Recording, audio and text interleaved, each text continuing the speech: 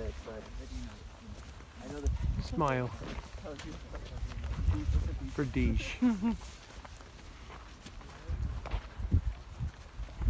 Okay, we'll stop here, please. We're going to stop in here for the information. We'll stop here, okay? For the explanation and the free time, I promise.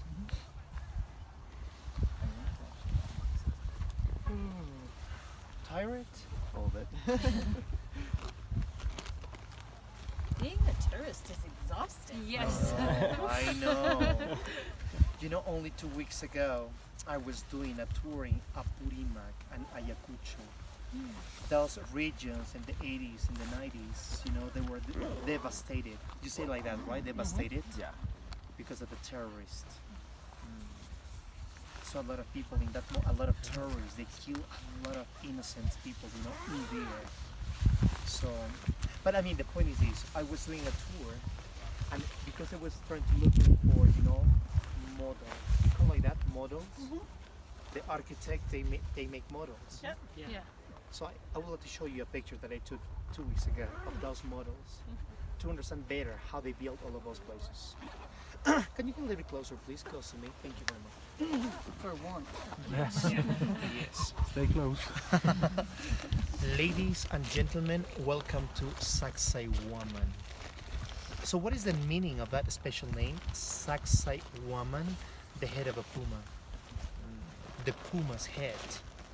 You know, cougar in Canada.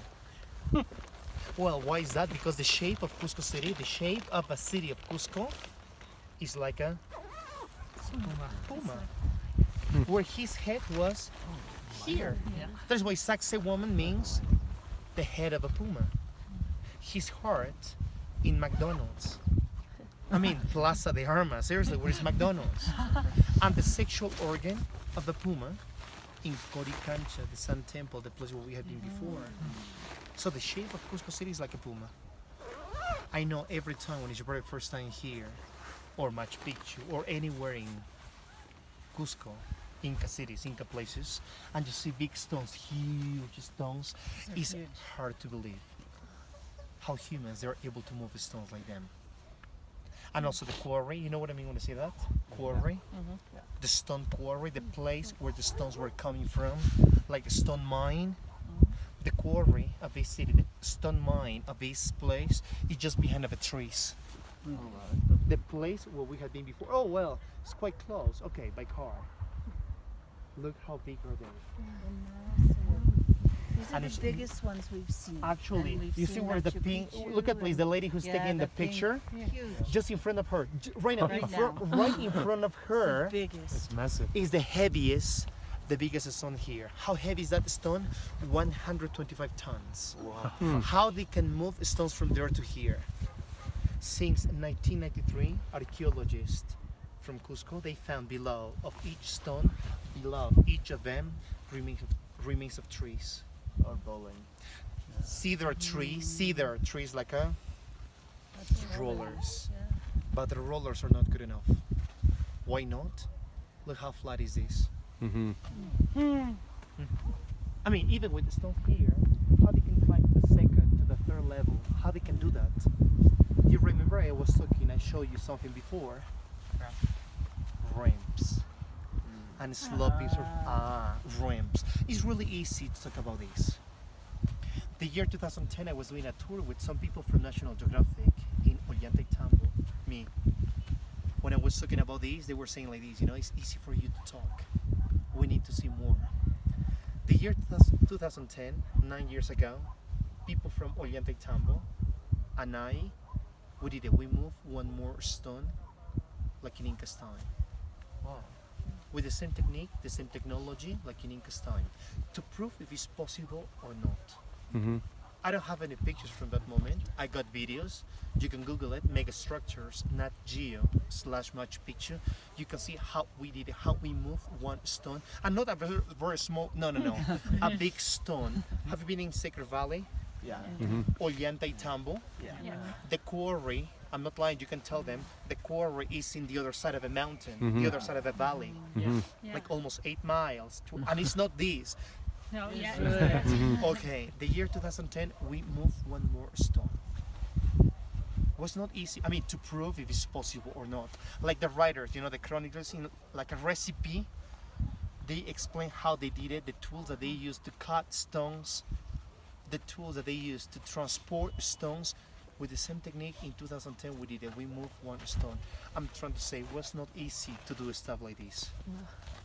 If it's possible to move with those techniques, of course, rollers, ramps, people pulling ropes, we did it. With how many people were you? In there, almost 2.5 months for only one stone. With how many people? Almost 1,200 people. Yeah. Listen up, please. Garcilaso de la Vega, listen. Garcilaso de la Vega, this important writer, explaining his book like this. Almost 2,000 people moving the heaviest stone. How heavy I told you? 125. Technically, according to the new research, help me with this, please. 15 people, 15, 1-5, are able to move 1 ton.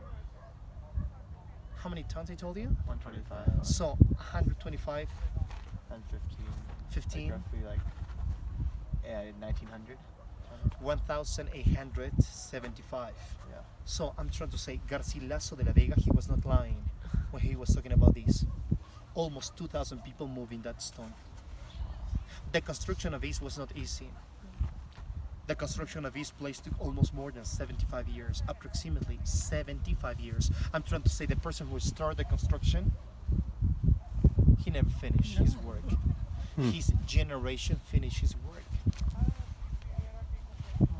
Almost 40,000 laborers, 42,000 people working here in almost 75 years. Do you think that this is huge? Do you think that this is huge? Yes. Yeah. Only the 20% left. This is only the 20% left. I'm trying to say the 80% is missing. We don't see anymore. What happened or how was the other 80%? Your attention, please. Up there in the upper part, were those people up there? You see it? They didn't know what to do? You see it? They got Yeah. lost? Yeah. Okay. Up there, in Inca's time, before Spanish, we have 3 towers. 3 huge towers on top. We don't see anymore. You see just the foundations, just the base of all of those towers. What happened with those towers? One of the final battles, one of the last fights against the Spaniards was here. I'm trying to say after that battle against the Spaniards, the Spanish, they forced the people from Cuzco to destroy the towers. And with the stones from the towers was built a cathedral in Cuzco City. With the stones from here. Let me finish with this. Is a temple or is a fortress? No. Or maybe yes. Do you remember how we call fortress in Inca language? I told you. Pucara. Correct? We have been there. The watchtower, you remember? But the watchtowers are how far from each other? Runners, 25 kilometers. 25 kilometers. The Pucara that we have here is in not less than 5 kilometers. It doesn't make sense to have another fortress, another Pucara here.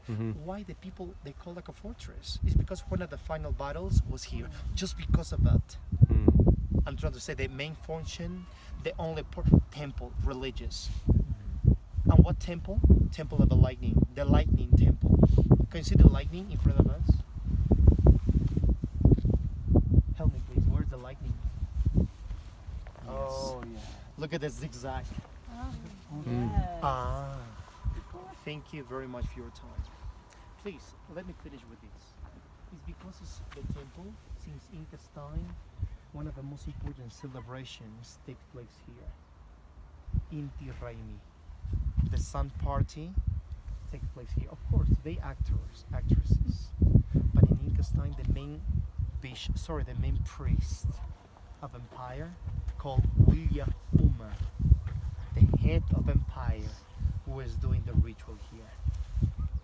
When? In June 21st, winter solstice. You crying? Nah, I'm just Yeah. cold. I'm just crying out the Spaniards did. Breaks Okay. my heart. Your attention, please. You have Marco is cold. I need to go to the car. Okay.